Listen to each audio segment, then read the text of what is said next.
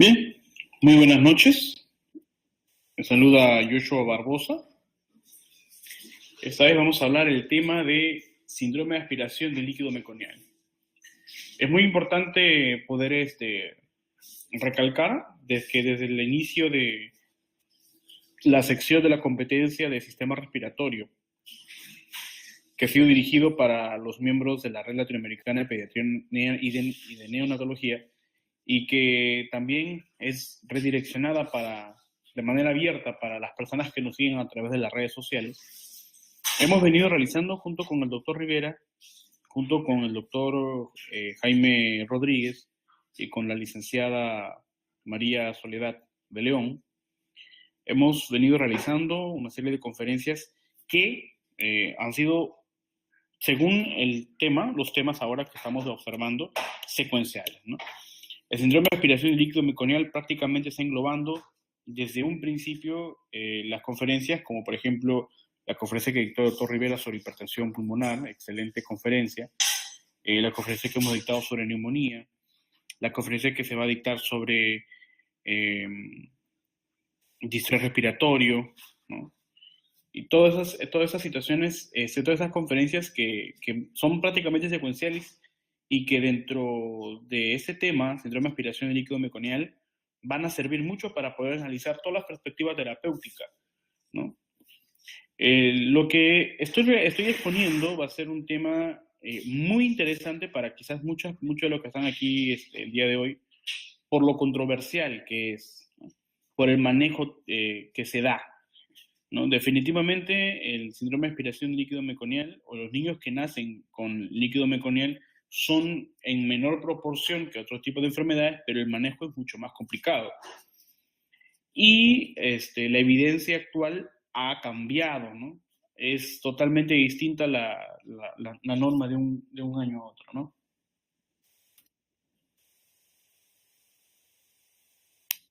Bien.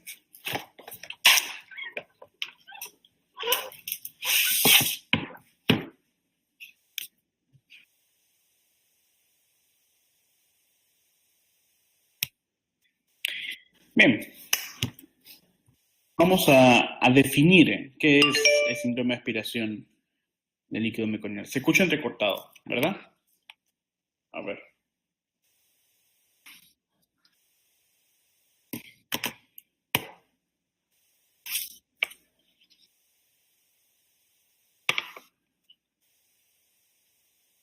¿Sí me escuchan?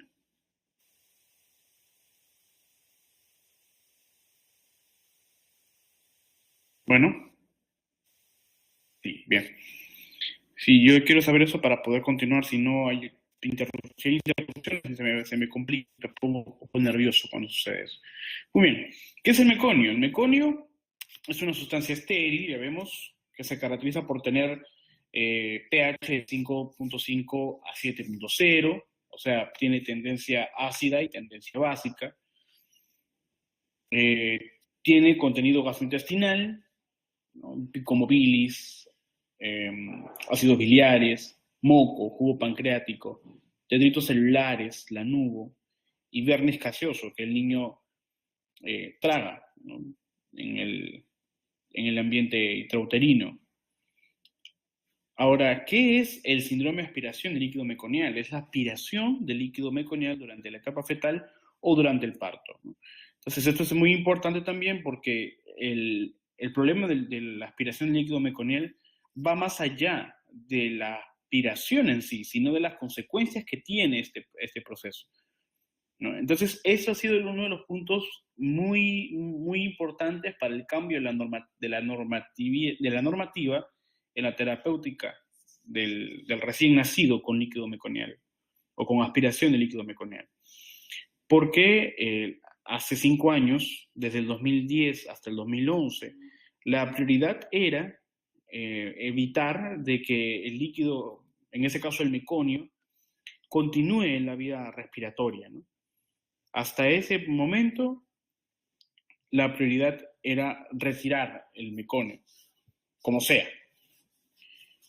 ¿Sí me escuchan, verdad? Bien. Ahora, la evidencia actual nos dice que la prioridad ya no es la presencia de meconio en la vía aérea, sino la prioridad es el mantenimiento de la ventilación.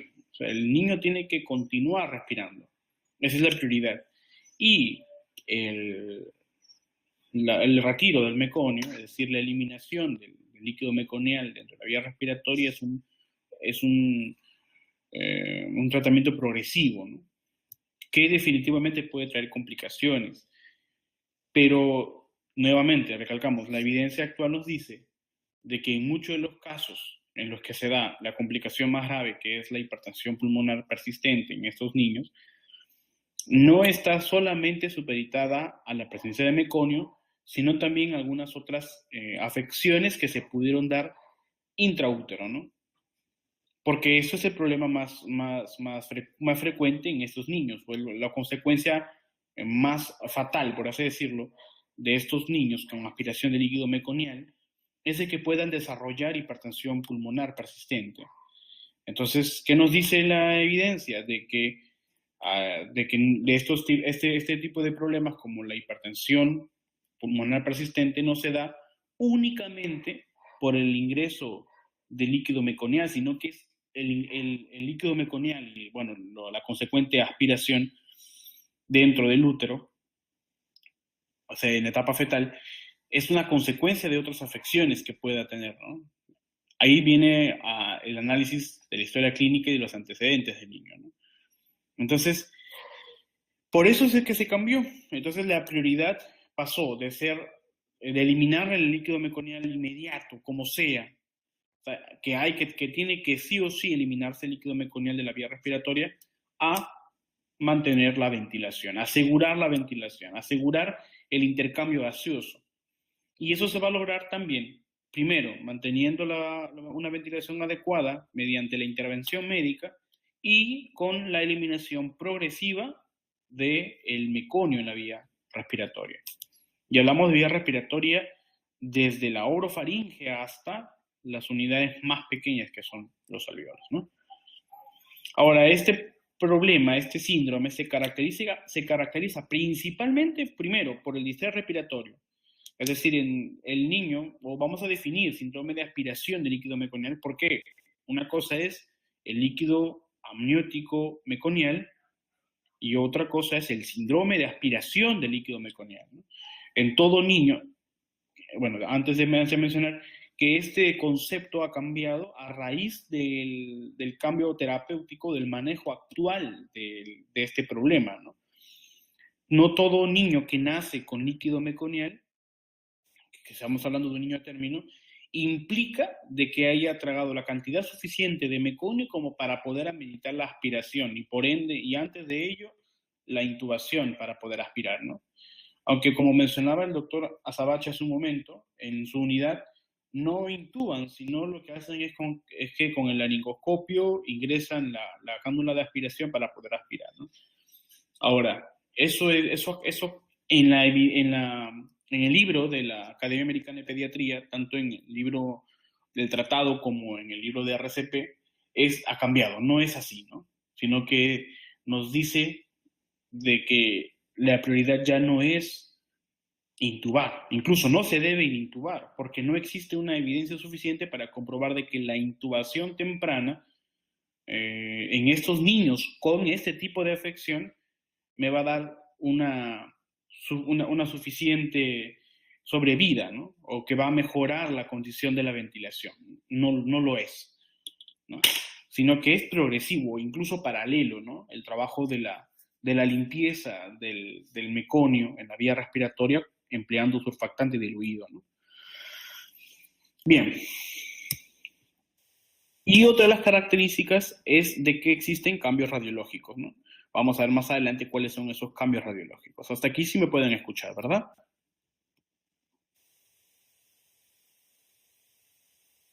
Perfecto. Muy bien. Tenía mi diapositivas hecha a mano también otra vez, pero me he dado cuenta que mi letra no es tan bonita, entonces la tuve que hacer a fuerzas a estas diapositivas. Espero no haber puesto mucha letra. He tratado de ser lo más conciso posible porque es un tema que es amplio en el manejo, más no en el aspecto teórico, ¿no? Bueno, Algo de epidemiología, ¿no? 8 a 20% de los partos tienen líquido amniótico lleno de meconio. Pero eso no implica de que todos los niños tengan que desarrollar síndrome de aspiración de líquido meconiano.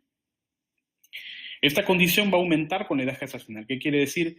Que un niño, cuando pasa el término, es decir, un niño en el post-término, es más vulnerable a desarrollar síndrome de aspiración líquido meconial, ¿no? El meconio puede, bueno, esto toca independientemente de los factores asociados a la condición de posmadurez del niño antes de nacer, ¿no? Porque pueden haber muchos otros factores asociados y el niño puede nacer a término y con síndrome de aspiración de líquido meconial. Vamos a ver más adelante cuáles son los factores asociados. Ahora, es importante reconocer también de que el meconio puede expulsarse desde la semana 34, donde el meconio ya alcanza el recto, ¿no? La porción final del recto, y se expulsa, ¿no? El meconio. El 5% de los niños con líquido amniótico meconial pueden desarrollar síndrome de aspiración. O sea, no todos los niños que nacen con líquido amniótico meconial van a desarrollar síndrome de aspiración, ¿no? ¿Por qué? Porque muchas veces el líquido meconial se da en la última fase del trabajo de parto, en algunos niños que nacen con post-término, ¿no? Entonces, no todos los niños realizan una importante aspiración de líquido meconial. Y por ende, de ese 5% que nacen con síndrome de aspiración, 1 de cada 2.000 niños requieren intubación. Eso es lo que actualmente la Academia Americana de Pediatría nos dice. No todos los niños requieren intubación. Y vamos a ver por qué ha cambiado, ¿no?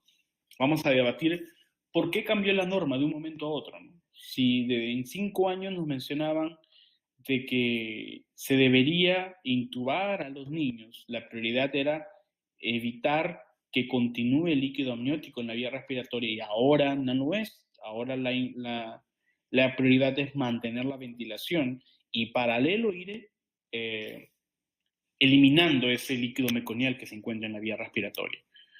Ahora, los factores asociados dentro de la patogenia, dentro del desarrollo del síndrome de aspiración de líquido meconial, o donde vuelve vulnerable a los niños a aspirar este líquido meconial, es, por ejemplo, la insuficiencia placentaria, ¿no? Con consecuente hipoxia fetal, que estimula el peristaltismo y estimula también a que el niño pueda tragar lo que expulsa a través de esa eliminación del meconio y que se queda todavía en el líquido meconial, en el líquido amniótico, ¿no? La hipertensión materna y por ende la preeclampsia y la eclampsia, el oligoamnios, ¿no? Y el hijo de madre adicta, ¿no?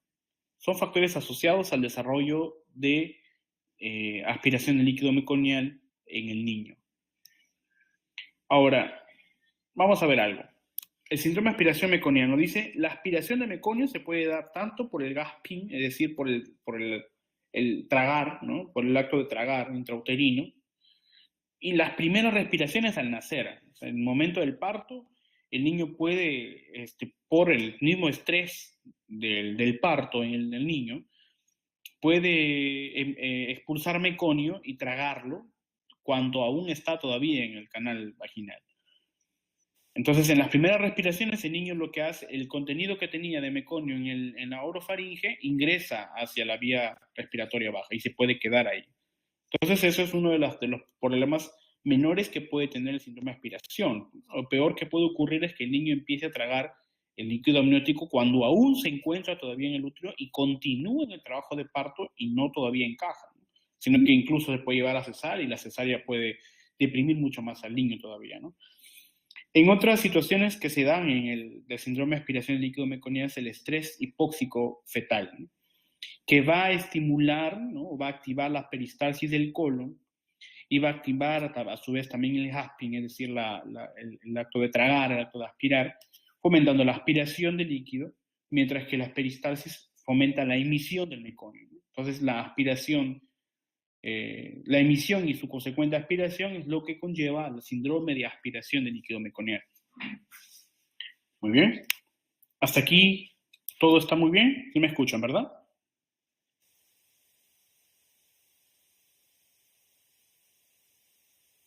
¿Todo bien? Muy bien, ¿sí me pueden escuchar perfecto? ¿O cómo va el audio? De 0 a 10.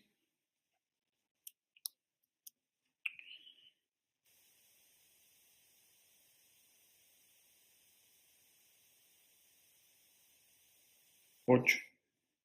Bueno, al menos es un número. Muy bien, continuamos. Ahora, aquí es muy, bueno, quise hacer esta recreación. Bueno, en la diapositiva se ve mucho mejor porque es en 3D. Y aquí no se puede presentar eso.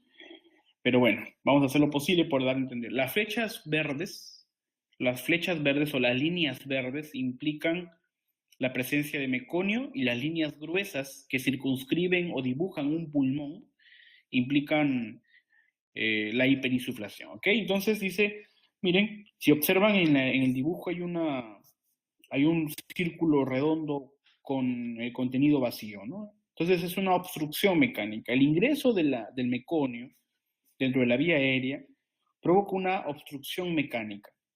Ahora, la obstrucción mecánica, la obstrucción que provoca el ingreso del líquido meconial dentro de la luz, ¿no?, de la vía respiratoria, que puede ser orofaringe, tráquea, bronquio, bronquiolos, alveolos, puede ser parcial o total. Cuando es parcial, provoca un denominado signo de válvula con atrapamiento aéreo, es decir, forma una pared interna por dentro de la luz, provocando de que el aire ingresado evite su salida y a su vez disminuye la presión negativa en ese momento. Entonces lo que hace es un síndrome de atrapamiento aéreo. Por otro lado, la obstrucción mecánica total provoca telectasias porque evita que el aire que se ingresa salga totalmente y se provoca esas denominadas manchas blancas dentro de la radiografía, ¿no?, lo que es la telectasia. Ahora, además de la reacción inflamatoria o del ocupamiento total en el intersticio de este meconio que ha ingresado a la vía aérea y que puede ser partículas muy pequeñas cuando es diluido, provoca hiperinsuflación de los campos pulmonares, ¿no? Y la consecuencia final de la hiperinsuflación asociada a la fuga, ¿no?, a la fuga de aire, producto del daño del parénquima también, se conoce como neumotórax o también neumomediastino o enfisema pulmonar intersticial, ¿no?, porque hay un daño del intersticio, ¿no? Recuerden de que el niño continúa todavía respirando y es un niño normalmente que es a término o un niño postérmino. Es decir, un niño que tiene la fortaleza necesaria para su capacidad ventilatoria, ¿no?, autónoma. Entonces, cuando este líquido amniótico ingresa en la vía respiratoria, ocupa el espacio aéreo, el niño continúa su ventilación. Y como hay disminución de esta capacidad, de este volumen corriente, ¿no? Este volumen, el volumen corriente, recuerden, es el volumen de inspiración y expiración, ¿no?, en cada movimiento ventilatorio. Ese volumen se ve disminuido porque el líquido amniótico ocupa un espacio del espacio de aire. Y ese espacio de aire es reducido, ¿no? Entonces, a su vez, el proceso inflamatorio que está asociado a la presencia de meconio en la vía respiratoria va a provocar una mayor resistencia de la pared, ¿no?, del parénquima o del tejido conectivo del sistema respiratorio, en este caso de vía respiratoria baja, lo cual a su vez va a provocar disminución de la elasticidad y el niño todavía va a forzar mucho más, ¿no? Entonces eso se conoce como dificultad respiratoria. Y va a provocar pues estos problemas, ¿no?, finales, que es el neumotórax, el neumomediastino y el enfisema pulmonar intersticial, ¿no? Entonces, daño del intersticio, daño del parénquima.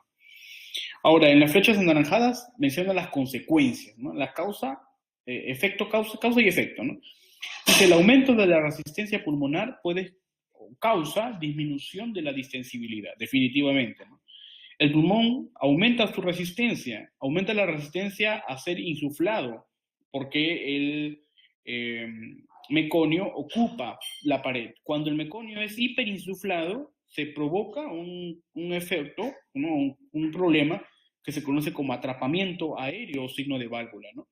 ¿Por qué? Porque hay un espacio que continúa la insuflación y un espacio que quedó reducido, ¿no?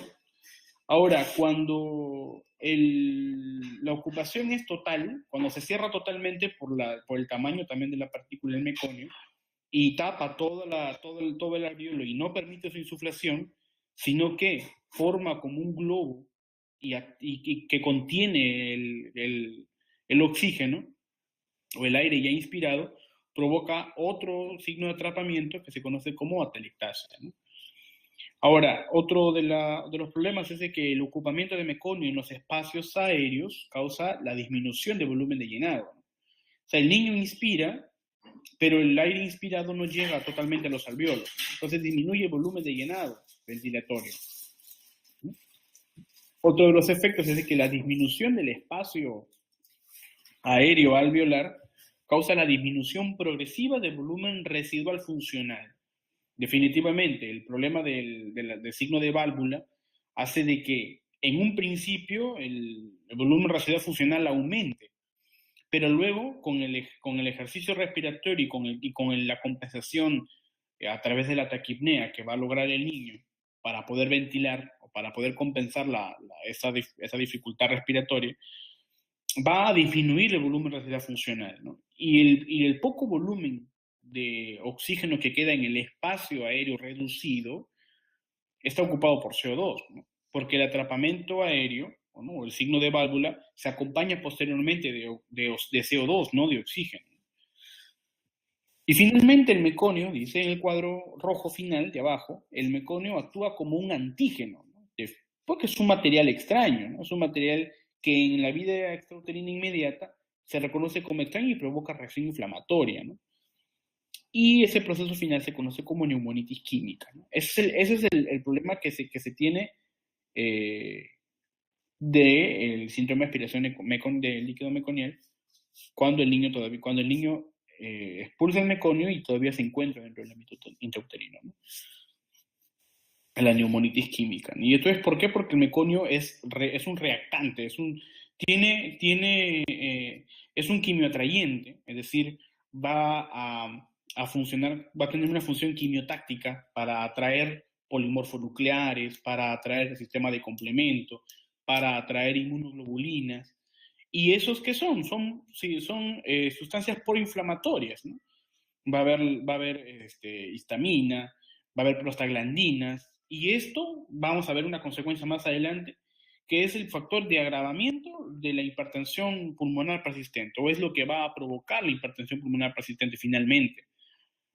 ¿Por qué? Porque al final el meconio, que actúa a su vez como un antígeno, provoca una serie de reacciones inmunológicas con la consecuente reactividad de la pared y a su vez la alteración de la perfusión, ¿no? O sea, de la perfusión, de la ventilación-perfusión, ¿no?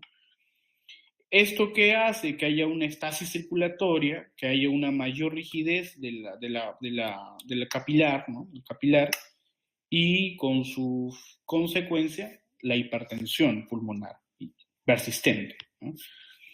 Entonces aquí otro cuadro donde menciona que la distensibilidad disminuida, ¿no? Vimos acá de que el aumento de la resistencia causa distensibilidad disminuida, ¿no? La disminución de volumen corriente, porque hay ocupamiento del meconio en el espacio aéreo. Hay disminución también de volumen residual, ¿no? Y hay la reacción inflamatoria. Ahora, la distensibilidad disminuida provoca, a su vez, el aumento del diámetro anteroposterior del tórax, ¿no? Entonces, la evidencia clínica en el momento de que vas a evaluar un niño con aspiración de líquido meconial es de que puede haber aumento del diámetro anteroposterior del tórax. Es un signo de alarma, ¿no? Es un signo de mal pronóstico, que se tiene que actuar rápido. Pero definitivamente estamos aquí en el momento de nacimiento, entonces la actuación rápida es implícita.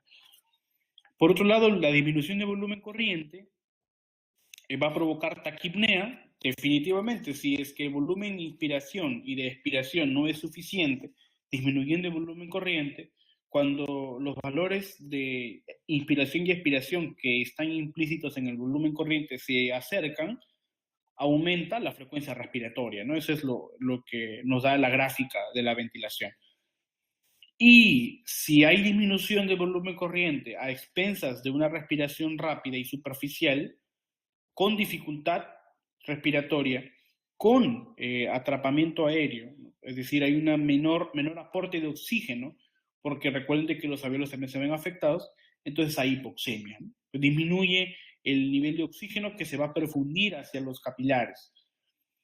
Y en la disminución del volumen residual con su consecuente atrapamiento de oxígeno, que finalmente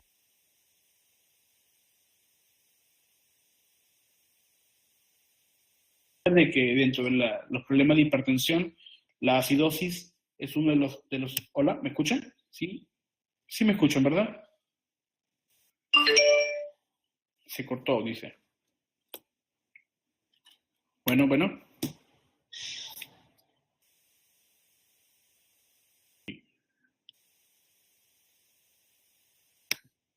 Bien. Entonces, bueno, les mencionaba de que se cortó, dice, se cortó, sí, hubo un lapso. Sí, pero ¿puedo continuar? Si hay esos espacios, los cuales no deben haber, me notifican por favor para poder saber y continuar. Así no, y así de esa manera no nos perdamos.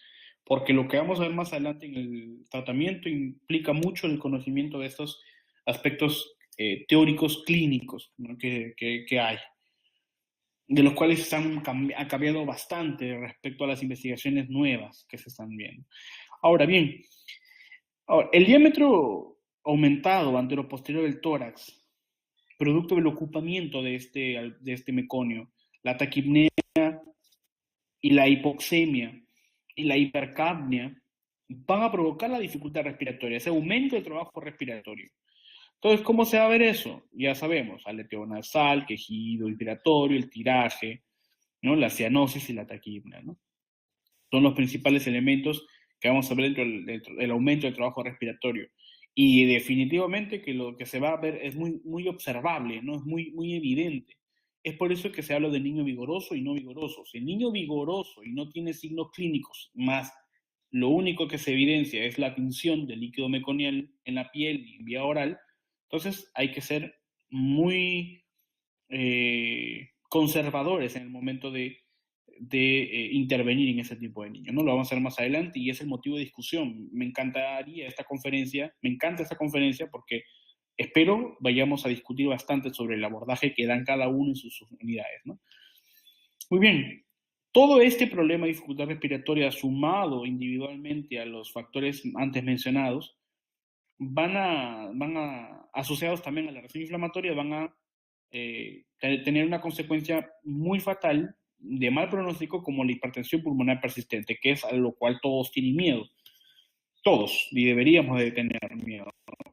De hipertensión pulmonar persistente y el por cortocircuito extrapulmonar. ¿Qué vamos a encontrar en este tipo de situaciones? Una vasoconstricción pulmonar secundaria hipoxia. Ahí va. La hipoxia sumada a la hipercapnia provoca vasoconstricción. La inflamación e hipertrofia de capilares posacinares por hipoxia intrauterina crónica es lo que puede estar relacionado a la hipertensión pulmonar persistente. Ahora, aquí viene un detalle muy importante que lo mencionaba al principio de la conferencia. Cuando hablamos de hipertensión pulmonar persistente, no hablamos de que el meconio, la presencia de meconio, pues el único factor asociado a que pueda haber provocado la hipertensión pulmonar, no, sino de que existe ya un factor tiempo y además demás factores asociados en el ambiente intrauterino, ¿no? Entonces habría que averiguar algo por ahí. Tendríamos que ver dentro de la historia obstétrica si es que tiene algún factor de riesgo que puede estar asociándose al síndrome de aspiración del líquido meconial y evitar la futura consecuencia como la hipertensión pulmonar persistente. Ahí ese detalle lo vamos a dejar porque tenemos que tener en cuenta ese trabajo dualizado con el obstetra, ¿no? Ahora, la reacción inflamatoria, con el meconio, que actúa como antígeno, va a provocar o va a tener una consecuencia como la inactivación del surfactante, ¿no? O sea, la inactivación del surfactante. ¿Y eso se da por qué? Porque el meconio o la inactivación del surfactante por el meconio es inversamente proporcional. Es decir, a mayor concentración de meconio dentro de la vía aérea, menor o la inactivación del surfactante es mucho mayor, ¿no? Entonces hay toxicidad directa sobre los neumocitos tipo 2, lo cual inactiva la continua formación de surfactante. Y esto agrava mucho más el problema de ventilación en el niño, puesto que el parénquima del alveolo es cada vez más resistente a la elasticidad durante cada ventilación, ¿no? O sea, el estiramiento. La disensibilidad del alveolo disminuye, también por el surfactante, ¿no? Otro de los problemas es que hay desplazamiento surfactante de la superficie alveolar, o sea, el meconio ocupa toda la luz del alveolo, eliminando el surfactante que se encuentra en la superficie de la luz interna. Bien, también hay disminución de los niveles de proteína de surfactante tipo A y B, ¿no? Entonces, eso condiciona de que hay inactivación del surfactante, agravando más el problema del niño al nacer, ¿no? Aquí, bueno, aquí coloqué unos cuadritos, me gusta más. Este es el cuadro del libro de Reintería, ¿no? Del libro de Martínez, de Pediatría Martínez, un libro muy conocido en México. Pero me gusta más este de la Asociación Española de Pediatría, ¿no? Relacionado con la fisiopatología del síndrome de aspiración de meconio. Mire, por ejemplo, aquí lo asocia la mayoría de veces con hipoxia fetal intraútero, independientemente de los factores asociados, ya sea materno o ya sea por el parto. Sin embargo, puede existir hipoxia fetal intraútero. Menciona también en el libro de que la hipoxia fetal intraútero puede estar relacionado con el estrés durante el parto, ¿no? Es por eso que la mayoría de los niños nacen o que nacen tienen disminución de la saturación de oxígeno y que ese aumento es progresivo, aunado a los factores fisiológicos de la transición del feto al recién nacido, ¿no? Ahora, la hipoxia fetal intraútero condiciona la eliminación del meconio y también el gasping fetal. Y ahora esto a su vez, junto con el inicio de la respiración, condiciona la aspiración del meconio, ya sea en la tráquea o en la vía aérea baja, provocando obstrucción mecánica, que puede ser completa o incompleta. Ya sabemos que si es completa, forma atelectasias. Ahora, la inflamación química o la neumonitis química, ¿no? Que va a provocar inflamación de la pared, aumentando su resistencia y atrapando aire, junto con el ocupamiento del meconio en toda la superficie, también agrava el proceso de atelectasia, ¿no? Ahora, ¿qué hay en la atelectasia? Hay disminución de la perfusión, hay alteración de la ventilación-perfusión, hay estasis circulatoria y por ende la presión intrapulmonar aumenta provocando el shunt o el cortocircuito intrapulmonar, ¿no? Normalmente va de derecha a izquierda. Ahora, la obstrucción mecánica incompleta provoca un efecto valvular con atrapamiento aéreo, puede haber aire ectópico, ¿no? Con su consecuencia como neumotórax o neumomediastino, y a su vez ventilación ineficaz, eso que es implícito, y eso es definitivo, ¿no? O sea, se va a ver si hay atrapamiento aéreo, cualquier proceso de obstrucción mecánica, producto del ocupamiento del meconio en la vía aérea, va a provocar ventilación ineficaz, ¿no? Ahora, todo eso condiciona de que hay hipoxemia, definitivamente. Ya sabemos que hay disminución de la ventilación del volumen corriente. Hay hipercapnia por ocupamiento del CO2 en el aire que está atrapado, en el espacio aéreo atrapado. Y hay acidosis, ¿no? Acidosis por el aumento del CO2. Ahora eso va a provocar o va a condicionar junto con el shunt o con el cortocircuito intrapulmonar de derecha a izquierda, producto del aumento de la presión intrapulmonar con la hipertensión pulmonar persistente neonatal. Ese es un daño consecuente a todo el proceso de la aspiración del meconio, pero no únicamente asociado a él, sino de todo el proceso, ¿ok? Muy bien, ahora eso también va a provocar daños secundarios y totalmente importantes como la hipoxia cerebral, el daño miocárdico, el daño renal, la alteración de la coagulación y daño hepático que están a su vez como factor agravante del proceso de hipertensión pulmonar, ¿no? Pero esos son elementos que no se ven y que no se deben de ver, no se deben de ver, ¿no? Para eso está la actuación inmediata durante los cuidados inmediatos recién nacidos por el personal de enfermería y por el personal médico, ¿no? Ahora, algunos aspectos relevantes, ¿no? Algo que debemos de conocer o de reconocer en esta sesión, es que existe mayor frecuencia de la aspiración del líquido meconial en niños desnutridos en el intraútero, ¿no? Y que la hipoxemia y la insuficiencia está relacionada con los pulmones rígidos, es decir, aumento de la resistencia y disminución de la elasticidad o de la disensibilidad del pulmón, provocando un desequilibrio de la ventilación-perfusión. Y que la aparición de hipertensión pulmonar persistente está relacionada con citoquinas proinflamatorias y mediadores vasoactivos. Entonces significa que el meconio actúa como un antígeno, pero no en el ambiente extrauterino solamente, sino en el ambiente intrauterino.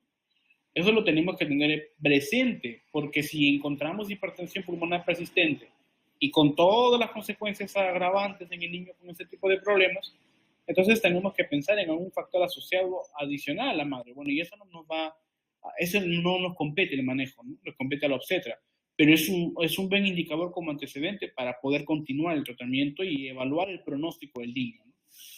O, sobre todo, evaluar la necesidad de ventilación, que eso es lo principal, o ese es el punto álgico del tratamiento en estos tipos de afecciones en los niños, en las UCI neonatales principalmente, ¿no?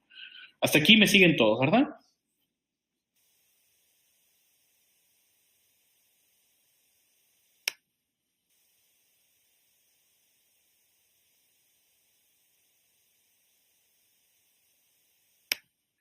Muy bien. Ahora sí, vamos un poco más. ¿Cuáles son los factores de riesgo? Embarazo ectópico, bueno, definitivamente un antecedente de la mujer con embarazo ectópico. Preeclampsia y eclampsia, la hipertensión materna, diabetes mellitus materna, la restricción del crecimiento intrauterino, un perfil biofísico anormal, ¿no? En el trabajo de parto, que eso lavamos las manos con los obstetras, oligoamnio, ya lo vimos, el tabaquismo intenso o adicción, el puntaje de Apgar bajo en el momento de nacimiento, siendo un niño a término o postérmino, y la presencia de disnea fetal, ¿no? Eso se evalúa en la monitorización fetal junto con los obstetras y eso es un factor de riesgo, ¿no? Mucho más si el niño ya debería estar, ya está a término o ya está incluso postérmino, ¿no? Es un factor de riesgo para el desarrollo de aspiración de líquido meconial. Ahora, algo aquí muy importante y que se encuentra en la mayoría de las normas, yo no lo considero prioridad, pero nos permite poder tener presente el factor pronóstico en el niño con síndrome de aspiración, que es la clasificación de síndrome de aspiración de líquido meconial, que puede ser leve, moderado o severo, o leve, moderado y grave.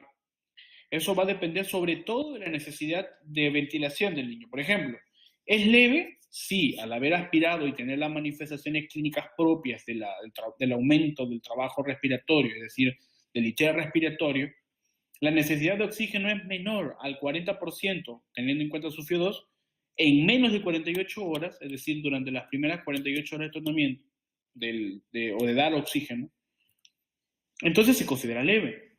Y definitivamente el pronóstico es menor. En un síndrome de aspiración no vamos a intubar. Ahora, la norma nos mencionaba en el 2010, por ahí en el 2010, nos decía de que la necesidad de intubación era inmediata, ¿no? No vamos a esperar durante las primeras 48 horas para saber si se va a intubar, a menos que el niño descompense o haga hipertensión pulmonar. Moderado si es que la necesidad de oxígeno en la FIO2, es decir, la FIO2 es mayor de 40%, por más de 48 horas, ¿no?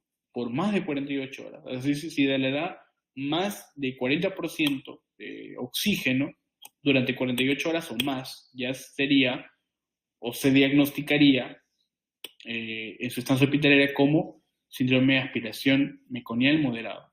O grave, si es que el niño requiere intubación inmediata y continúa con la ventilación, o simplemente si es que se le intubó para mantener la vía aérea, ¿no? Y la ventilación. ¿Eh? Entonces es grave y ese es el diagnóstico que se va a manejar, ¿no? Ahora, ¿cuáles son las manifestaciones clínicas del síndrome de aspiración meconial? No, del líquido meconial, bueno, ellos son signos claros, ¿no? Signo de distrés respiratorio, ya lo vimos, el tiraje, la taquipnea, el tejido, el aleteo nasal, la cianosis. El signo de atrapamiento aéreo, con aumento del diámetro anteroposterior del tórax, y los indicadores post-madurez en la exploración. Son los signos clínicos, ¿no?, que vamos a ver. Los signos de post-madurez son las uñas largas, la piel se queda escamada, posiblemente podamos encontrar desnutrición intraútero, posiblemente, o piel y ombligo teñido de meconio, ¿no? Esos son los signos de post-madurez, ¿no? Entonces, ¿qué son factores agravantes y manifestaciones clínicas de síndrome de aspiración meconial? Ahora, en el diagnóstico, el hemograma es prioridad para poder determinar si existe una infección concomitante o algunos factores relacionados, ¿no? Bioquímica sanguínea, todas igual. La gasometría es muy importante porque vamos a poder determinar de manera inmediata si es que existe hipoxemia, hipercapnia o los demás valores. Y la radiografía de tórax, que nos permite definir el diagnóstico. Sin embargo, la radiografía de tórax no implica la gravedad o no está relacionada con la gravedad del problema, ¿no? Y muchas veces vamos a encontrar pocos signos radiológicos, pero el niño puede encontrarse en un síndrome de aspiración del líquido meconial moderado o grave incluso, ¿no? Bueno, en los signos graves no vamos a encontrar, definitivamente vamos a encontrar signos, ¿no? Pero en muchos de los casos, los signos radiológicos no evidencian la gravedad de la clínica, ¿no? Entonces, en muchos de los casos, sin embargo, confirman el diagnóstico. Ahora, los signos radiológicos principales que encontramos son la sobreexpansión pulmonar, los infiltrados parcheados y algodonados, o algodonados que nos dan o que determinan un signo en el patrón radiológico conocido como panal de abejas, ¿no? Zonas algodonosas y enfitematosas, ¿no?, contenidos de aire, y que tienen el meconio en las paredes internas de la luz alveolar, ¿no?, o del parénquima.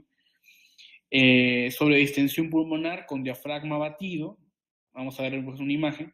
Áreas de atrapamiento aéreo que alternan con infiltrados gruesos bilaterales y neumotórax y neumomediastino, ¿no? Entonces miremos esta imagen. Les pregunto, ¿qué observamos?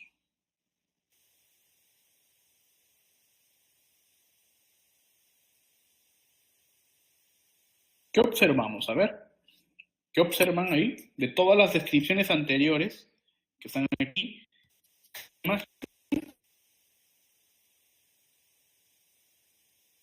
a ver, interactuamos. Ya, muy bien. Sobre distensión, dice el doctor Ivanovich. A ver, sí me escuchan, ¿verdad? ¿Sí me escuchan? Me reporta mi sistema que ahí baja. Ya, muy bien. ¿Hay atelectasia? ¿Hay áreas de atelectasias o no? A ver, les pregunto, ¿hay áreas de atelectasias o no? Sí. ¿Está relacionada con las flechas que están marcando? Exactamente, microatelectasias, zonas algodonosas. Hola, hola, a ver, ¿me escuchan? Sí, me dicen, ¿no? Muy bien, hay microatelectasias. ¿Pueden ver el engrosamiento peribronquial? ¿Existe engrosamiento peribronquial?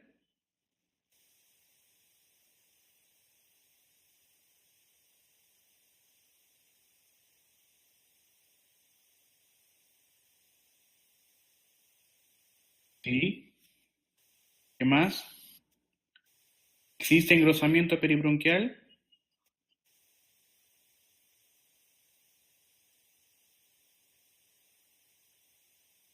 Pregunto. ¿Quién más confirma o niega?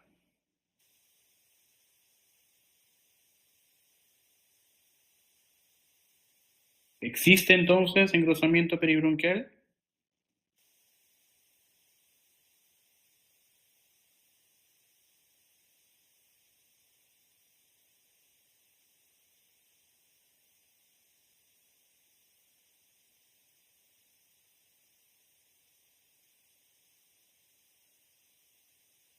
No observan. Ya marcaron algunos que no, otros marcaron que sí.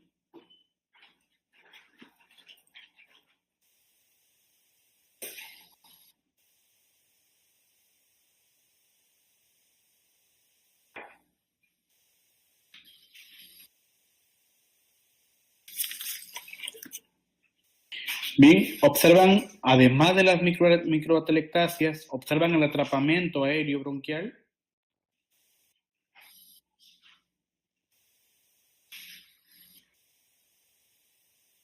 ¿Está observada en qué área? ¿Lo observan en las flechas o lo observan en el área marcada con verde? Opinemos. Esa es una sugerencia del doctor Jorge Rodríguez, que nos mencionaba para poder marcar las conferencias siguientes con las flechas, ¿no? Y por sugerencia de nuestro doctor Rivera, para poder hacer estas preguntas y debatir, ¿no? La imagen yo creo que está más que clara, está muy extensa, está bastante grande y tiene muy buena resolución. Entonces, ¿dónde observan el atrapamiento aéreo bronquial? En el área celeste, marcada con celeste, o en el área marcada con verde. ¿Ya? En el noveno espacio intercostal, muy bien. ¿Otra opinión?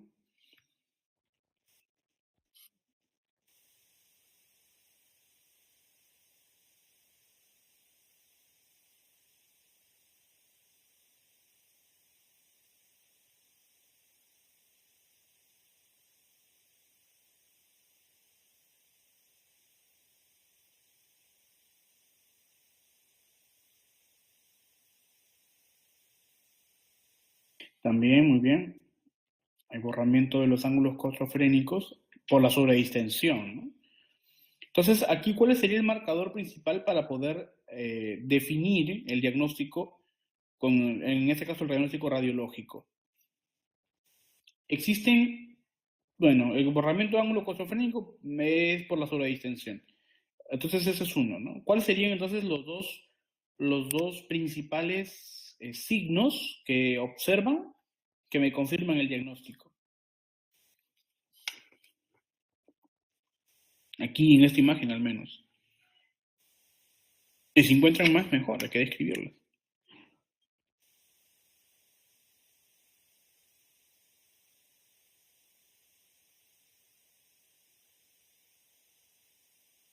Ya, el infiltrado. Muy bien, doctor. Zonas alternas de atrapamiento y de telectasias. Hay atrapamiento. Muy bien.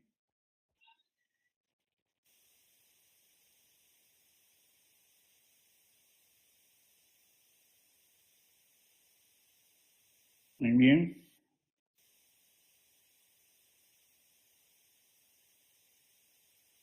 Muy bien. La doctora Gloria Aldana nos dice las zonas algodonosas y la sobredistensión. Es el principal signo que vemos, ¿no? Las zonas algodonosas, la microatelectasias y la sobredistensión son los signos principales que me indican específicamente el problema, además del antecedente de síndrome de aspiración o de aspiración de meconio, confirma entonces el síndrome de aspiración de líquido meconial. Muy bien, gracias, licenciada. Muy bien. Eso es ¿no? Los principales signos. Ahora, muy bien, ¿qué me dice el área verde? No, a este paciente no se le intubó. A este paciente no se le intubó. Vamos a ver por qué más adelante. Muy bien. El área verde que describe, ¿no? No el área medial, sino el área que está marcando me salió un poco mal ¿cómo se llama la delimitación de esto, ¿no? Pero quise o intenté mencionar toda esa área verde que está. ¿Quién lo describe? ¿Qué observas? La pregunta. Que ese es un valor agregado, ¿no? Entonces al final está el daño ahí, pero que es observable y es evidente, ¿no? ¿Cómo lo describen?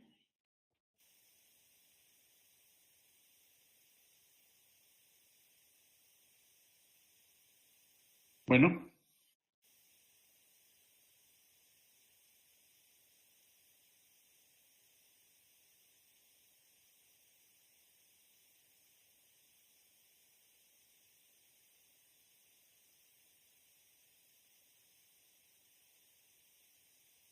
exacto, exacto. Eso es el otro de los signos, ¿no? Que existe broncograma aéreo. Muy bien, licenciada. Isabel está hablando por el chat interno. Me dice también broncograma, ¿no? De Colombia, Isabel Ramírez de Colombia. Le sugiero colocar para enviar a todos, en donde dice send to everyone, para poder enviarlo a todos, ¿no? Un mensaje.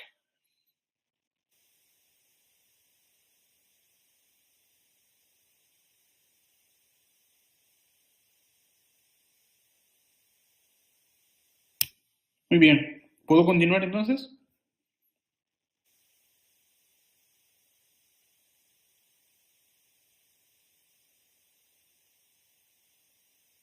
Bueno, puedo continuar. Muy bien. Dentro del tratamiento, las medidas generales del cuidado inmediato, la termoneutralidad, ya sabemos, la manipulación mínima y oxigenación óptima en el momento que se está identificando la aspiración del meconio, es uno de los principales cuidados, la manipulación mínima. Y corregir acidosis y la hipoglucemia son las medidas finales, ¿no? O sea, evitar o corregir está dentro de los cuidados dentro del tratamiento ya, o del mantenimiento de este tipo de problemas de los niños, ¿no? Ahora, hay analgesia y sedación en el caso de que exista el síndrome de aspiración de líquido meconial junto con hipertensión pulmonar persistente y que amerite intubación y por ende ventilación, en donde se puede utilizar fentanilo o morfina asociado a midazolam. El objetivo de esta terapia de analgesia y sedación es para disminuir el dolor, disminuir la sincronía, ya que es un niño grande, es un niño que va a luchar con el ventilador independientemente de la función, entonces lo que se va a hacer es sedar, ¿no? La liberación de catecolaminas que inducen a la vasoconstricción y que inducen a su vez al agravamiento de la hipertensión pulmonar y además a la resistencia vascular pulmonar, ¿no? La monitorización, bueno, es evidente, es implícito monitorizar la saturación de oxígeno preductal, monitorizar eh, a pie de cama, como se dice, la presión arterial de oxígeno, la presión arterial de CO2 y la presión arterial mediante catéter umbilical, que es la principal medida de cuidado, y el análisis de gasometría arterial, ¿no? Son los cuidados de monitorización que se van a realizar en ese tipo de niños. La ventilación mecánica está indicada en la hipertensión pulmonar persistente. También va a haber niños que van a meditar ventilación mecánica cuando el síndrome de aspiración es grave, ¿no? O cuando puede haber compromiso en el niño no vigoroso, ¿no? Luego vamos a ver ese tratamiento. Por eso, antes de pasar a la siguiente diapositiva, yo les voy a preguntar algo. La ventilación mecánica es indicada también en niños con inestabilidad circulatoria, con hipotensión e hipoperfusión, en hipoxemia grave o hipercapnia grave. Y la ventilación mecánica sin hipertensión pulmonar persistente, en ellos indica ventilación convencional, surfactante, antiinflamatorios y antibióticos. Ahora, muy bien. Antes de pasar a la siguiente, ¿qué es la indicación de la ventilación sincrónica? Vamos a ver. Ahora, el tratamiento actual del síndrome de aspiración de líquido meconial, según la nueva edición del libro de reanimación de RCP neonatal de la Academia Americana de Pediatría, nos dice que tenemos que ver lo siguiente. Lo último que ha salido, lo último que se lee en las revistas basadas en evidencia, es de que la prioridad actual ya no es la aspiración misma del meconio, sino es mantener la ventilación.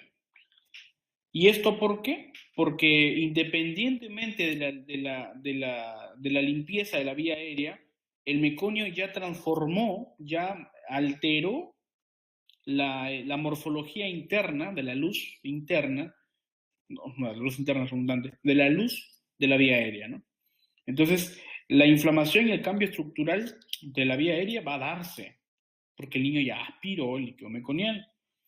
Entonces, eso es una continuación. Lo que se va a evitar o se va a prevenir es el desarrollo de alteraciones de la ventilación perfusión y con su consecuente desarrollo de hipertensión pulmonar persistente. Entonces, si la prioridad es evitar esta consecuencia, lo que se va a hacer es mantener la ventilación y, paralelo, como cuidado secundario, ir o limpiar la vía aérea con otras medidas, ¿no? Ahora, la Academia Americana de Pediatría dice, o separa, eso lo acabo de hacer y lo acabo de publicar hace una hora en el Facebook, si lo pueden revisar en el último video que he publicado a través de mi celular que lo hice, hice esas diferencias entre el 2011 y el 2016. ¿Cuáles son los cambios? En el 2011 nos decía de que todo niño que nace con síndrome con aspiración de líquido meconial y es vigoroso o no vigoroso, hay que intubar y aspirar. La norma actual nos dice lo contrario. Separa igual, de igual manera, los niños vigorosos y no vigorosos que nacen con tensión de líquido meconial en orofaringe, pero en los niños vigorosos solamente se debe de aspirar junto con los cuidados inmediatos recién nacidos. Es decir, el niño va a estar con la madre, van a pasar los cuidados inmediatos principales durante los primeros 2, 5 y 10 minutos, ¿no? Después de haber realizado, o sea, el cuidado es un cuidado normal. Lo que se hace es que con la perilla o con la bomba o con la pera de goma es aspirar y de esa manera evitar que el niño continúe tragando que continúe tragando el líquido meconial. Pero entonces el abordaje principal es más conservador en el niño vigoroso con líquido meconial. En el niño no vigoroso, nos dice primero evaluar. Una vez que has pasado todos tus pasos iniciales del primer minuto de la reanimación, lo primero que haces es observar. ¿El niño se mantiene con frecuencia cardíaca mayor a 100? Sí, pero su llanto es débil y su respiración puede tener tendencia a la apnea, o sea, puede ser menor de 30 o entre 30 y 50 o cualquiera de esas dos respiraciones. Ahora, pero si la frecuencia cardíaca está por encima de 100, entonces significa que el niño puede estabilizarse. Y lo que hay que hacer, que es no intubar, aspirar la orofaringe, o sea, hacer el manejo de aspiración boca-nariz, ¿no? Y sobre todo, vigilar la función del niño. Ahora, si el niño tiene disminución de la frecuencia cardíaca o con tendencia a la bradipnea, ya sea menor de 100 o menor de 60, que amerita la consecuente actividad de reanimación, entonces puede ser candidato a la intubación. Pero lo principal en el manejo de estos niños es la ventilación a presión positiva, es decir, en un niño no vigoroso que tiene menos de 100 de la frecuencia cardíaca, pero que tiene todavía cierta capacidad ventilatoria autónoma, se le puede brindar ventilación a presión positiva, es decir, CPAP. Y en estos niños no se va a ver afectada o no va a haber algún cambio si es que se le intuba y se le aspira, porque lo principal es mantener la vía aérea, mantener la ventilación o mantener la relación de ventilación y perfusión. Entonces eso es lo que actualmente se hace o se debería de hacer. ¿Qué nos dice la realidad? En Perú, en México, en Chile, en Colombia, en Argentina, lo que se hace principalmente en todo niño, vigoroso o no vigoroso, es la aspiración. Mencionaba hace un momento un colega de que en su hospital lo principal que hacen es aspirar, y como no tienen el tubo endotraqueal con la conexión para la sonda de aspiración, ¿no? Que me imagino que es el sistema cerrado, lo que se hace es, con el laringoscopio, ¿no? Ingresar la cánula de aspiración, la sonda de aspiración, y aspirar. Ahora, vamos a dialogar. ¿Qué hacemos? ¿Qué hacemos? Voy a borrar todo y vamos a empezar. A ver, opinemos. ¿Qué hacemos en la realidad? Nuestra realidad nos dice ahora de que, ya lo mencioné, ¿no? Niño vigoroso, niño no vigoroso. La prioridad es tratamiento conservatorio, no intubar. La intubación se va a limitar en niños con bradicardia o con apneas y cuya frecuencia respiratoria está menor de 60 en el primer minuto de vida, cuando no tolera la presión, la ventilación a presión positiva, ¿no? Así es, doctor. Y la red latinoamericana, bueno, ya es un hijo más en la Academia Americana de Pediatría, prácticamente, ¿no? Entonces, nosotros nos regimos a lo que dice la Academia Americana de Pediatría, ¿no? A ver, ¿qué hacemos entonces en nuestra realidad?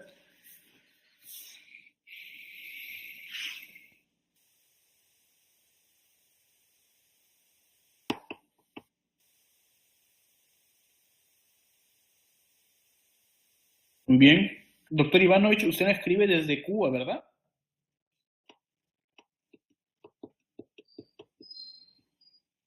Excelente.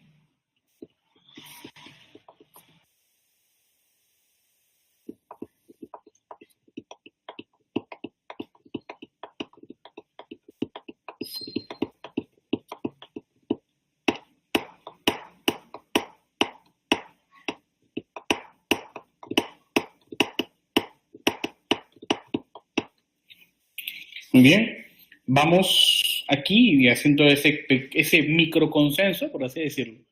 Y vamos a dialogar, ¿no? Dice el doctor Azabache, colocamos el tubo endotraqueal si no respiración espontánea, ¿no? Muy bien.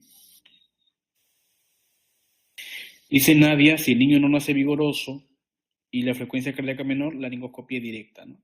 Muy bien. Y si doctor Ivanovich nos dice, si el niño no es vigoroso y frecuencia cardíaca por debajo de 100, continúa la secuencia de reanimación. Ojo, ojo aquí. En la secuencia de reanimación nos sigue indicando en las... lean, vamos a leer la sección 3. Voy a escanearlo y se los voy a enviar. La sección 3. Si lo tienen el libro actual ¿no? La séptima edición. ¿Tienen la séptima edición ya? O desean que se lo escanee y se los envíe. Sino para poder colgarlo de una vez en la sección de los miembros. No. La séptima edición ya la tengo yo. No. Muy bien. Entonces, el día de mañana, como sea, voy a empezar a escanearlo y subirlo de una vez a la plataforma, porque no tienen que tener la séptima edición. Ya hay muchos cambios. Hay cambios muy radicales, como el que estamos hablando ahora. Pero bueno, continúo con la evidencia, porque una cosa es lo que se habla en la conferencia y otra cosa es lo que van a seguir haciendo en su hospital. Eso no va a cambiar porque eso es una normativa interna, es un consenso dentro de la unidad. No podemos cambiar hasta que la unidad cambie, ¿no? Pero de todas maneras es importante que sepamos qué es lo que se está haciendo en otros lugares, y vemos acá. Muchos mencionan de que existe tratamiento conservador. Cuando se refieren a tratamiento conservador, ¿qué significa?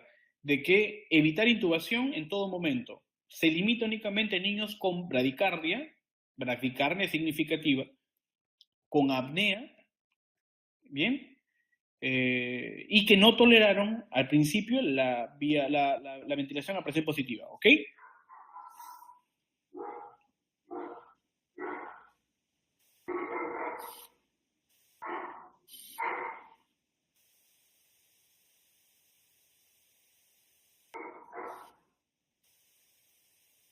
Muy bien. Muy bien. ¿Todos aspiran al niño? ¿Todos aspiran al niño? ¿Todos ameritan los niños toda aspiración inmediata? No. Ya, muy bien. Muy bien. Y eso es lo que se está actuando para el niño vigoroso y no vigoroso incluso. No, no, no, no, no, muy bien, muy bien, muy bien, Manuel. Solamente boca, ¿no? Solamente boca. Esa es la última publicación. Voy a escanear. El único detalle, y que sí es necesario que se lo diga, es que el manual, que yo lo tengo, lo compré directamente en la Academia Americana como miembro, pero está en inglés.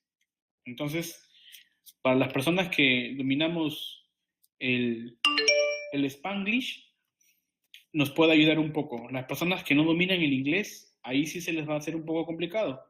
Pero ya les voy avisando, ya tenemos que de todas maneras aprender un poco al menos el idioma y tener el libro, porque hay muchos cambios, y está muy bueno el libro. Se lo voy a escanear, ¿les parece?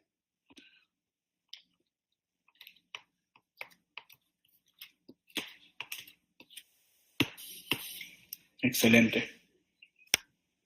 Muy bien.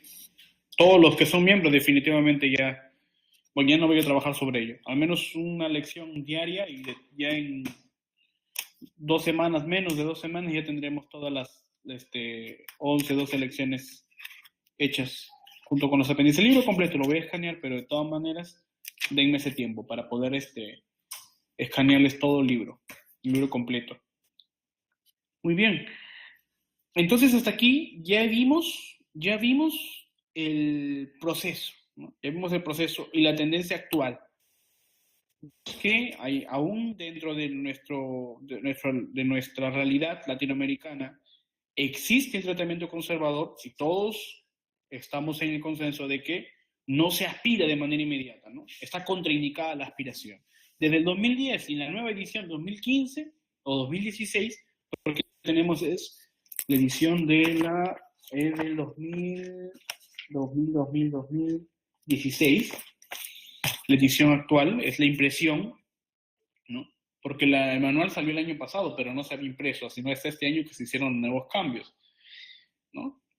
El tratado de la Academia Americana, el tratado grueso, que es el tratado de pediatría, de la Academia Americana de Pediatría, tiene edición 2017, ¿no? O sea, se hizo este año, se terminó, pero todavía sale con el 2017. Solamente se les envió a los miembros.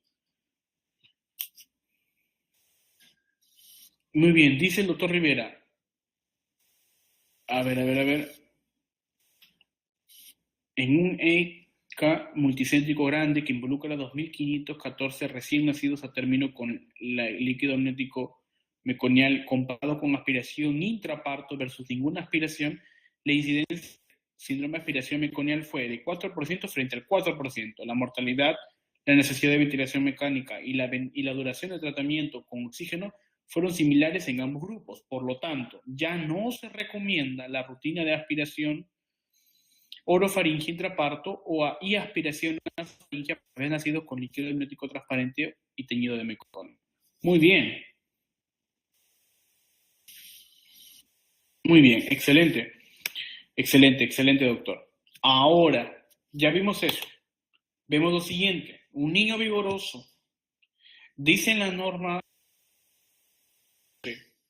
de que es recomendable, totalmente recomendable, de que la aspiración nariz-boca se dé ni bien sale la cabeza del niño antes de salir los hombros. ¿Todo el mundo hace eso hasta ahora? ¿Qué opinan? No, no. ¿Qué más? No, no, no. No, no.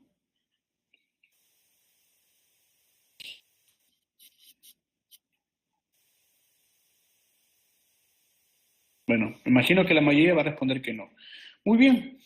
Hacia el 2011, si bien nos mencionaba de que deberíamos haber aspirado inicialmente, ni bien sale la cabecita del niño, ya estamos sospechando de que, o evidenciamos de que hay líquido amniótico en el líquido amniótico, hay líquido meconial en el líquido amniótico, y lo primero que hacemos es aspirar. Es lo principal que se debe hacer, dice en el 2011. Sin embargo, en la realidad no se hace eso. En la realidad se vio marcado que ni bien el niño nace, sale del vientre materno y si es vigoroso, se continúa con los cuidados inmediatos, normales. Pero, bien, doctor Rivera, muy bien. En la norma de la sección 3 de la ley de reanimación dice que está contraindicado incluso. Lo que se debe hacer es retirar al niño, ¿no? Retirar al niño, porque la aspiración fomenta la aspiración nariz-boca, fomenta la primera respiración del niño, lo cual puede propiciar a la aspiración del líquido meconial que se puede encontrar ya en la orofaringe, ¿no? Entonces, en los niños con aspiración de líquido meconial, contraindicado aspirar en un momento, ¿no? Al final lo va a aspirar si lo tenga o no la orofaringe, ¿no? Pero de todas maneras está contraindicado, no se debe hacer. Evidencia nivel A, entonces no hacerlo. Si es nivel A, no hacerlo. Muy bien. En el libro de Manuel Moro, en un libro excelentísimo que voy también a tratar de poco a poco ir escanear mis libros en físico, libros que no vamos a encontrar excepto que los puedan comprar con las editoriales. O bueno, y si pueden comprarlo con la editorial América Panamericana, nosotros tenemos convenio con la editorial. Y si desean comprar el libro en México, es con el 15% de descuento y sin costo de envío. Bueno, en otros países aún no hemos hecho convenio, pero para México sí. Entonces, si desean comprar el libro de Moro, denominado De Guardia en Neonatología, si ya lo tienen, ¿alguien ya lo tiene este libro? El libro de Manuel Moro, De Guardia en Neonatología. No, muy bien. Si lo tuvieran, excelente, ¿no? Si lo tuvieran, excelente. Es un muy buen libro.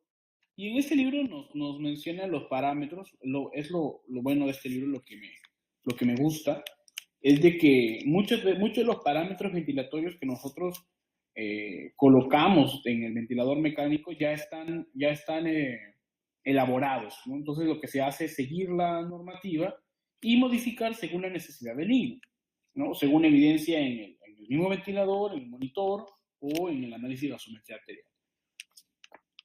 Ya, muy bien, no, yo tengo la edición 2016.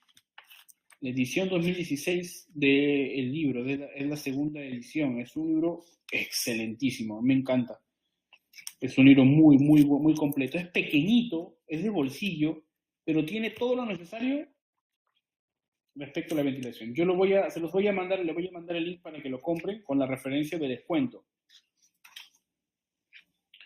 Hay que ponernos de acuerdo para saber cuántas unidades se pueden comprar y de esa manera nos aumenten el descuento, especialmente para México, porque en el Perú no hemos hecho el convenio, pero vamos a hablar para poder hacer ese convenio también. Sí, el autor es español, es del Hospital de Barcelona, si no me equivoco, de Madrid.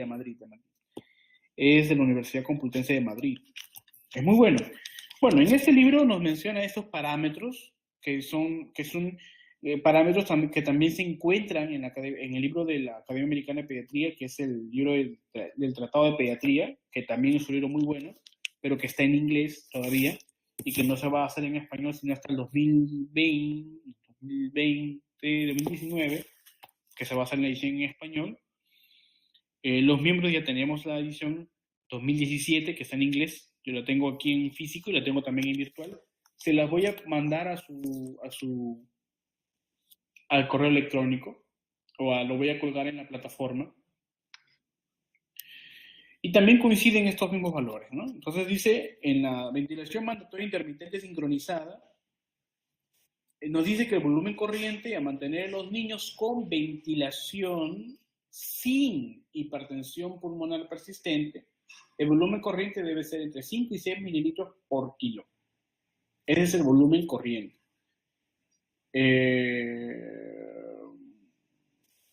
Muy bien.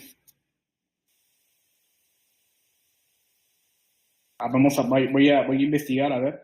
Muy bueno, debe ser bonito el libro. Yo justo hace unos días voy a compartir con el doctor Rivera para nuestra edición del diplomado en ventilación mecánica, un libro sobre ventilación en pediatría. También muy bueno, lo tengo en electrónico, ya se lo voy a mandar al doctor Rivera, ya le voy avisando, doctor, para mandarle el PDF del libro. Lo compré y también está muy bueno, tiene muy buenos parámetros y muy buenas cosas. Bueno, continúo. La PIP, ¿no? La presión inspiratoria de 30 centímetros de agua, la PEP, la presión al final de la expiración, la presión positiva al final de la expiración, de 4 centímetros de agua si es que predomina la hiperinsuflación, o 7 centímetros de agua si predomina el componente atelectásico. ¿Por qué? Porque la idea de esa terapia de ventilación mecánica sin hipertensión pulmonar persistente es evitar que llegue a este problema, que es la ventilación pulmonar persistente. Ahora, la frecuencia respiratoria, mantenerla entre 40 y 50. Y para poder fomentar para poder fomentar una adecuada ventilación, ¿no? Hay que aumentar el tiempo expiratorio, ¿no? Para poder evitar la hiperinsuflación, para poder evitar atrapamiento aéreo. Dice Gloria, Augusto Sola hace referencia sobre no manejar con volumen. No lo entiendo esa pregunta. Muy bien, continúo. El tiempo inspiratorio y el tiempo expiratorio 0.5 a 0.7. En el caso de producirse atrapamiento aéreo, hay que aumentar el tiempo expiratorio y reducir la PEP a 3 o 4 centímetros de agua. En el caso de que se produzca atrapamiento aéreo. Muy bien.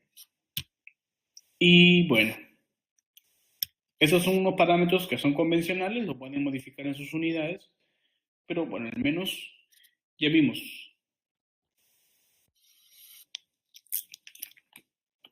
La idea es, a ver, dice la modalidad de volumen controlado de ventilador sin evidencia clínica.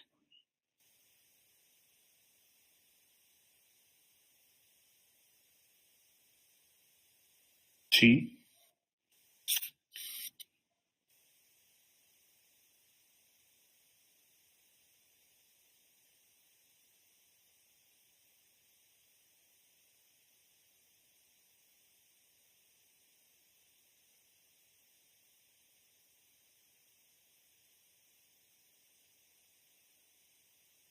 Claro, por eso le menciono, son valores que son modificables dentro de cada unidad, eso va a depender del consenso dentro de cada unidad, son valores que me pareció muy importante colocarlo, ¿sí? Y que pueden discutirse.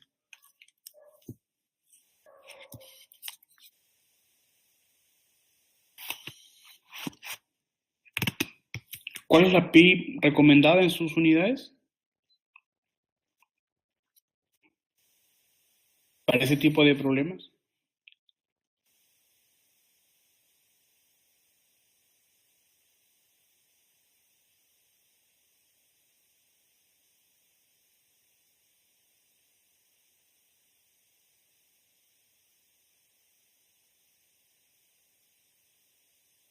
No, 25 a 30.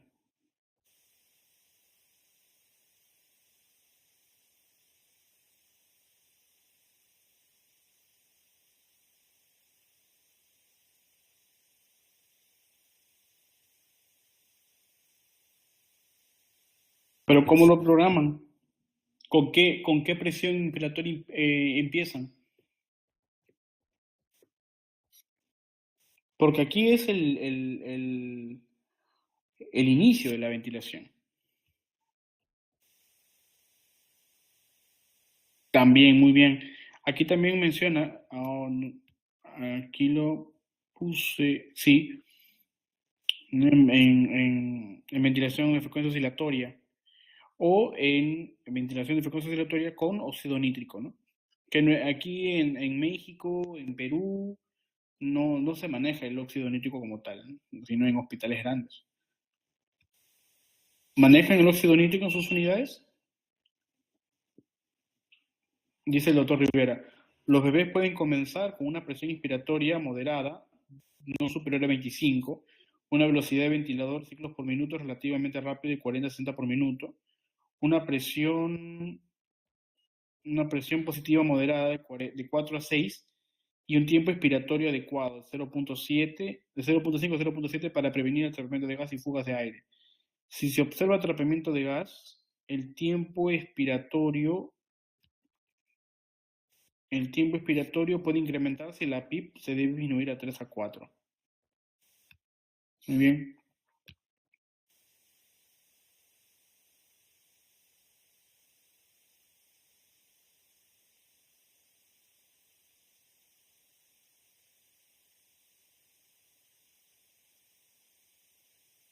Dice Gloria Aldana, con 10 centímetros de agua por kilo, ¿qué inician con eso?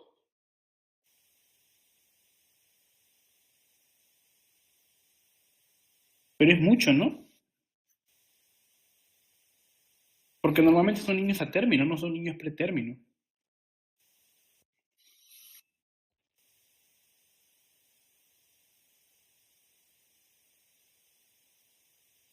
Claro.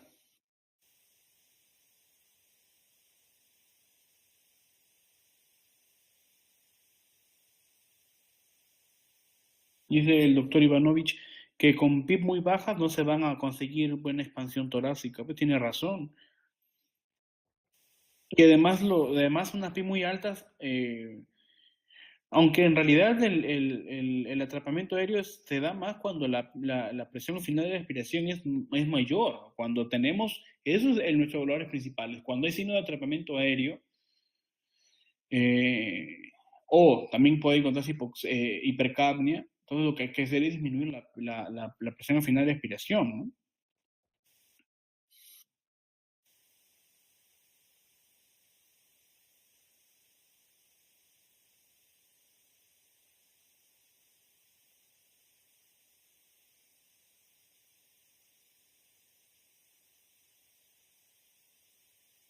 Claro.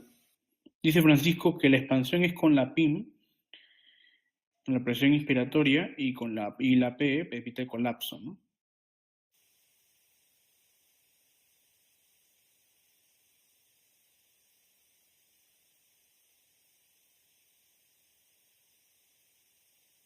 Entonces, sugerencia del día de hoy, ¿con qué PIM iniciamos? ¿Con qué presión inspiratoria iniciamos? ¿Con la ventilación máxima? Voy a colocarlo así, máxima o con la ventilación mínima esperada. En las unidades la presión mínima es de 25, pero la presión máxima de 30. ¿Estamos de acuerdo?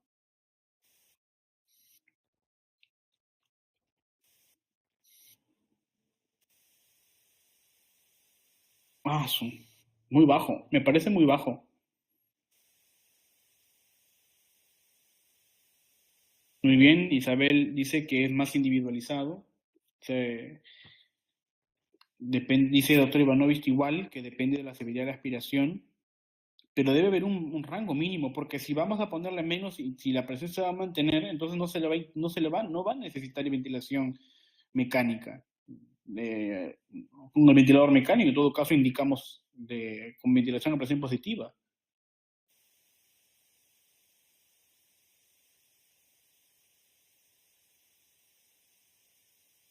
Ajá. La ventilación mínimo y la inicial, como el doctor Rivera dice, 25.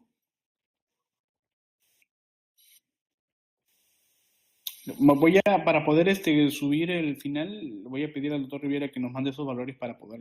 Hay que hacer eso con consenso de valores. No sé si el doctor Rivera me puede apoyar en ese sentido para poder hacer ese consenso de valores y poder subirlo en las nuevas diapositivas a la web. De esa manera tenemos ese consenso fijo. ¿Ya? Ok.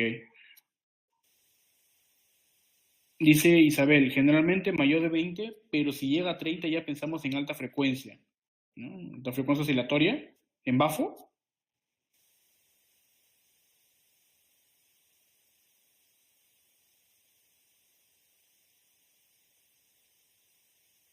¿Se refiere, doctora Ramírez, se refiere al bafo?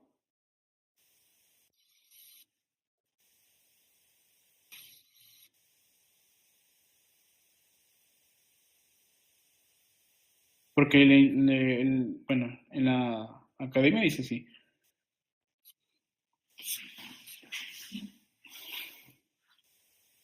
Óxido nítrico.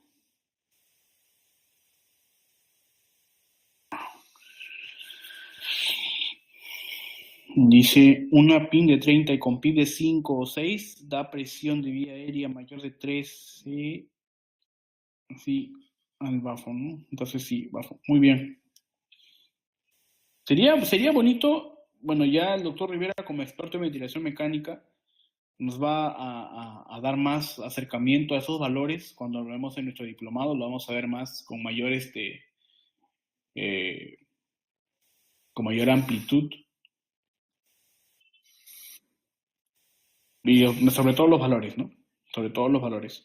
Pero sería muy bueno que dentro del diplomado que se va a hacer también se hagan estas discusiones en vivo, porque de esa manera podemos conocer cuáles son las aplicaciones. Bueno, ahorita ya vemos, estamos viendo esta pequeña reunión de consenso no oficial de que la mayoría tienen el tratamiento conservador. Primero, la presión inspiratoria máxima de 20 como mínimo en ciertas unidades, por ejemplo en Perú, 25 como máximo en la mayoría de que ustedes están aplicando, como mínimo 25, y 30 como presión inspiratoria máxima. Con la PEP no hay problema, ¿no? Con la PEP no hay problema, podemos mantener entre 4 a 7, dependiendo del predominio del patrón, si es hiperinsuflación o componente atelectásico. Hasta aquí, ¿estamos todo bien?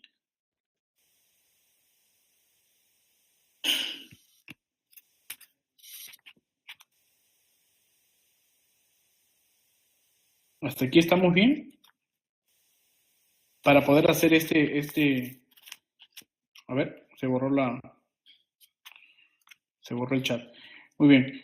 Hasta aquí estamos bien, entonces, para que nuestro doctor Rivera nos ayude a hacer ese consenso y de tal manera que se pueda hacer la publicación. Y bueno, les digo esto porque hay variedad de países. Estamos colegas de Colombia, estamos colegas de México, el doctor Rivera que es de Nicaragua, estamos de Ecuador, estamos de Cuba, estamos de Perú, bueno, ya lo mencioné, de Venezuela, ¿no? De Paraguay, excelente. Isabel nos dice no está de acuerdo con los parámetros de inicio. En el hospital no lo manejamos, no lo usamos así. Muy bien, sería importante entonces, nos mencionaba Isabel, la doctora Isabel Ramírez, de que los parámetros que ella utiliza varían en función de la necesidad del niño, ¿no? Ahora, recuerden de que, de que la ventilación es también limitada. La ventilación está indicada en niños que, bueno, como ya vimos, ameritan en el proceso de la animación, la ventilación. O sea, no está indicada en todos los niños, ¿no?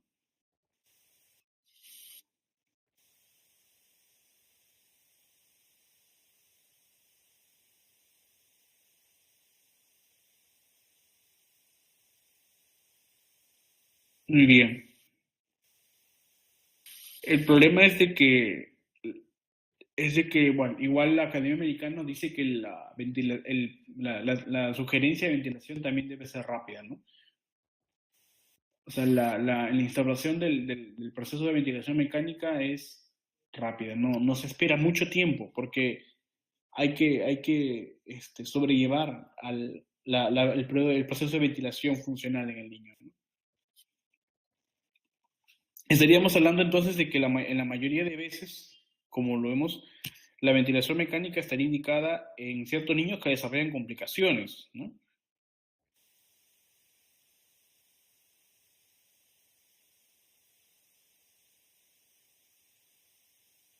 Dice el doctor Rivera, en los neonatos con síndrome de aspiración meconial que tienen hipoxemia, hipercapnia o acidosis en un ambiente enriquecido con oxígeno y con una fracción de oxígeno inspirado de mayor a 60%, a menudo son considerados candidatos para ventilación mecánica. Definitivamente, ¿no? Definitivamente. Entonces, aquí vamos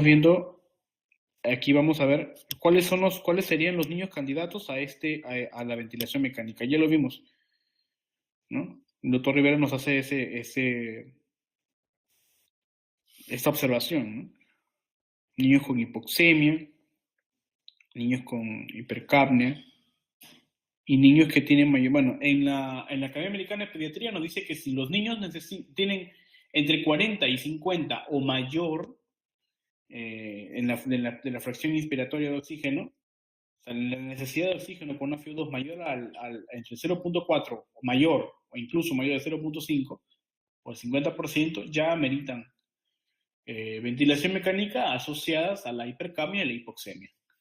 Entonces, nuevamente concluimos, la utilización de ventilación mecánica está limitada a los niños que pueden desarrollar complicaciones o de que hay evidencia de la alteración de la gasometría arterial.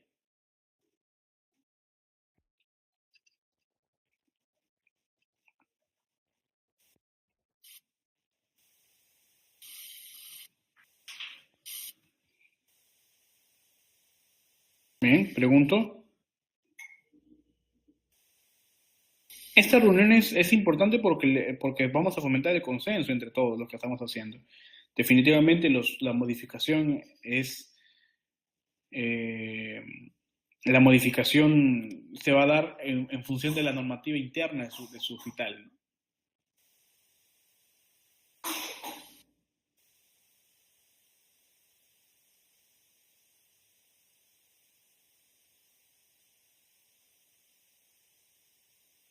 La utilización de midazolam es también, nuevamente, como les digo, dependiente de la normativa interna del hospital.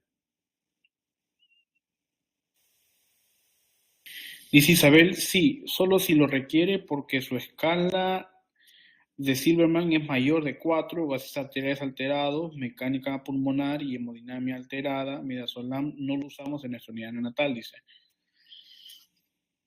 Muy bien.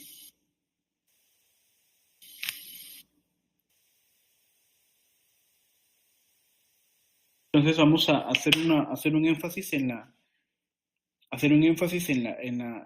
los requerimientos para la ventilación mecánica. Entonces, voy a hacer esa observación en mi apunte para la publicación de las diapositivas en la red social y de esa manera podamos manejar una diapositiva más completa. O sea, los requerimientos,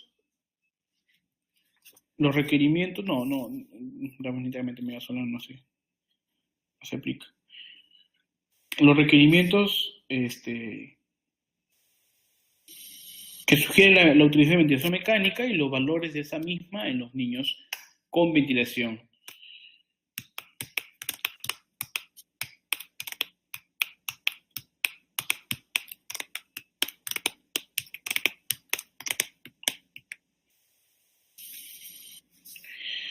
Muy bien, dice el doctor Ivanovich, el midazolam nunca lo hemos usado porque produce vasoplejía e hipotensión arterial en el neonato. ¿Nadie utiliza midazolam?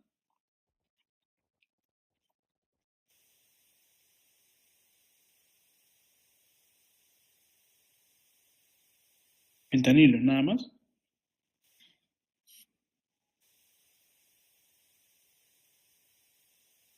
¿Nadie ha utilizado midazolam?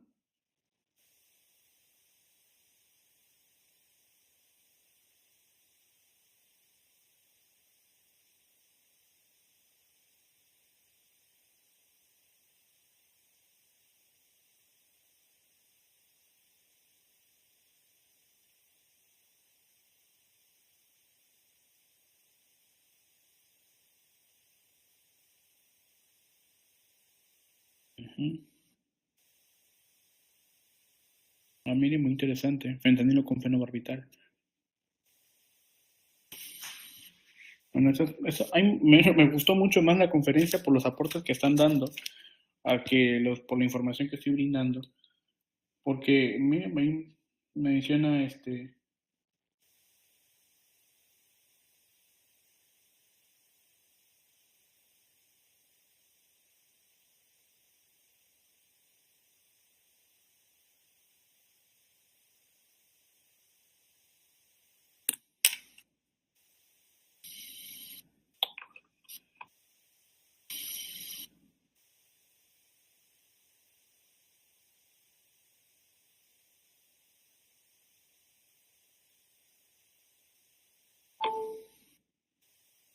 Ok. Fentanilo y morfina sí, de ver, dicen. A ver, voy a hacer estos apuntes antes de terminar.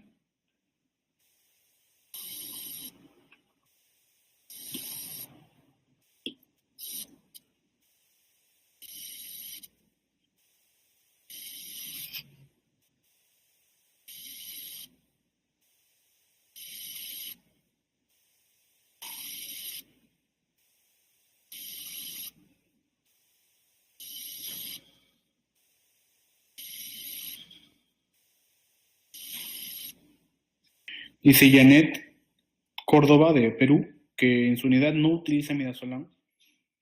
Fentanilo, dice Jorge de...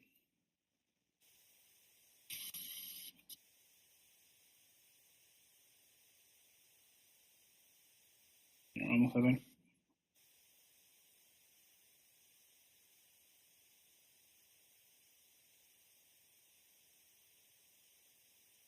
Respecto a la analgesia de sedación, sugieren entonces fentanilo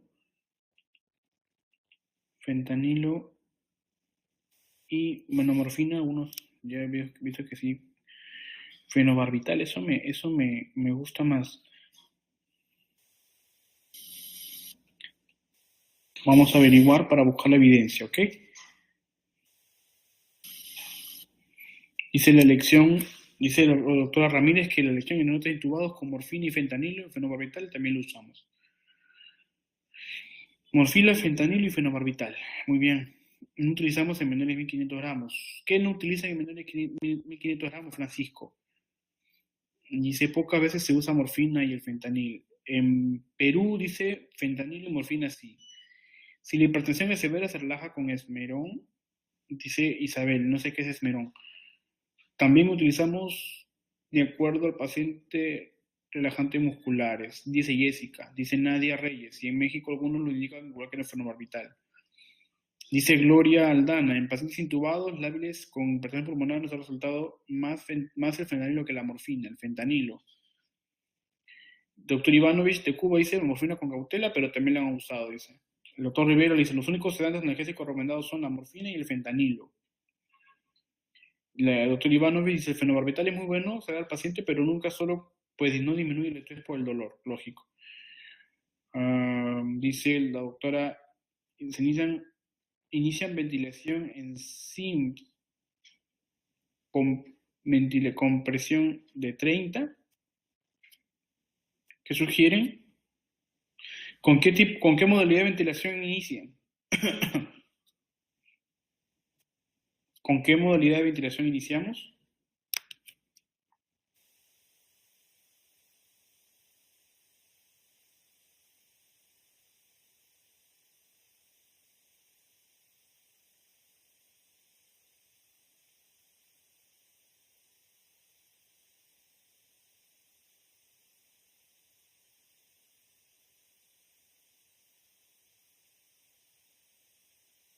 Modalidad de ventilación inicial, dice la doctora Isabel, controlado. El doctor Rivera dice, doctor Ivanovich dice sí. Doctor Javier Santa Cruz dice también ventilación controlada. El doctor Manuel Enrique también. Muy bien, estoy abundando eso para poder También el doctor aquí en Perú dice con zinc.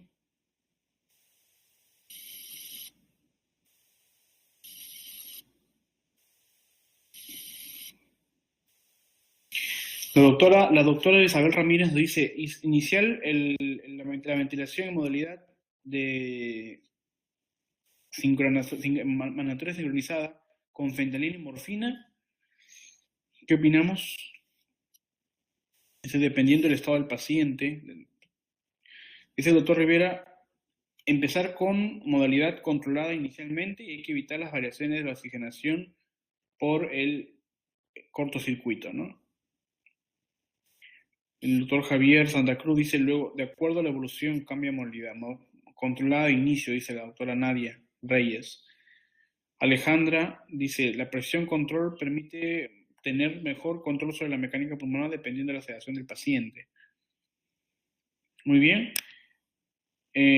Según evidencia y con lo que se trabaja es con la modalidad mandatoria sincronizada, ¿no? La ventilación mandatoria es lo principal que se inicia.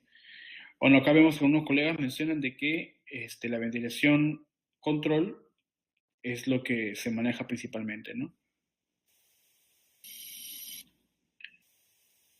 Eso va a depender mucho de sus unidades y del tipo de ventilador que ustedes manejen también. Muy bien. Entonces queda pendiente el aclaramiento con el inicio de la modalidad de ventilación, y el doctor Rivera nos da también a entender de que en su unidad también utilizan la ventilación control.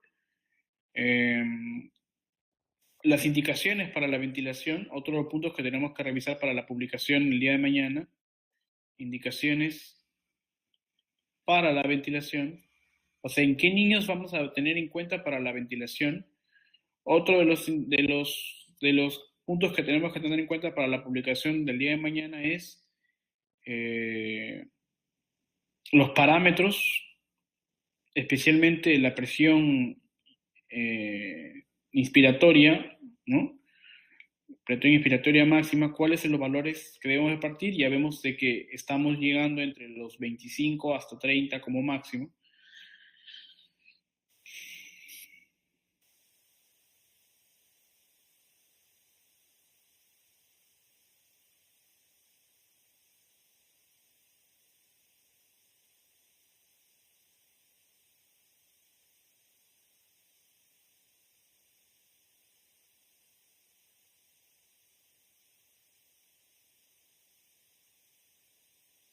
Muy bien.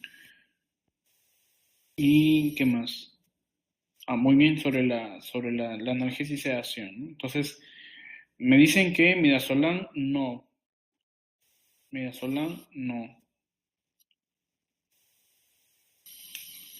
Muy bien. Para poder fundamentar con evidencia estos puntos, de manera que el día de mañana ya no.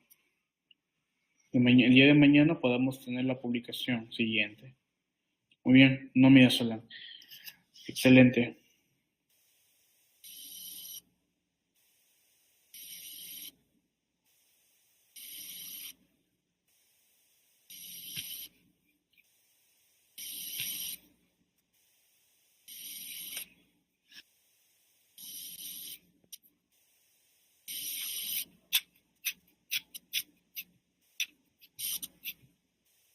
Excelente, doctor.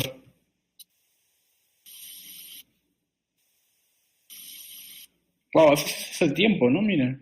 No lo había visto. Se hizo el 3 de marzo de 2016. Qué bueno que lo tengas presente. Gracias, doctor.